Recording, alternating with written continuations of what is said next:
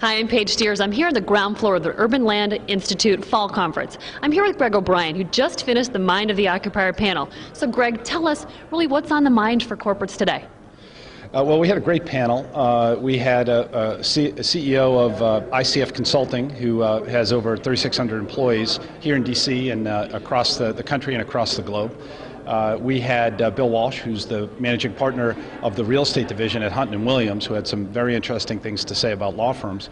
And we had Dave Paul from JBG to give us the perspective of the owner. Oh, great. And what are they really trying to focus on now as they look at their occupancy? Well, like a lot of things, Dave was really on one side and they were on the other, but they're really all in the same place. How do we figure out what the tenant of the future is going to need? Because that's what the investor needs to know. It's also obviously what the occupiers are thinking about. Really the focus was on how do we gain flexibility? How do we deal with issues like sustainability? More and more important to the new generations that are coming up in these companies. How do we deal with that issue and balance the cost return? So we talked a lot about that. We talked a lot about the importance of transit-oriented development in urban core areas like DC. How can we get to the right spots that will give our people a chance to access our building but live their lifestyle, which historically our generation maybe lived in the suburbs, commuted to the city.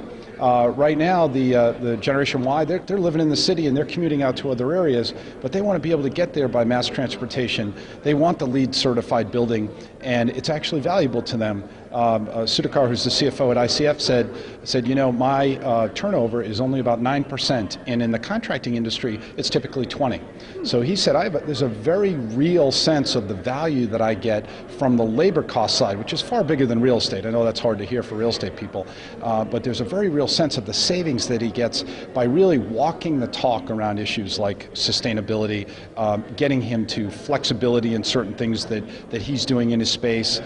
Tremendous discussion from both the owner-investor perspective and from the occupiers. Oh, great. Well, it sounds like a lot of corporates are really thinking about the workplace of the future. Well, Greg, thanks for being with us. Stay tuned. We're going to be coming live from the floor of ULI exclusively for National Real Estate Investor.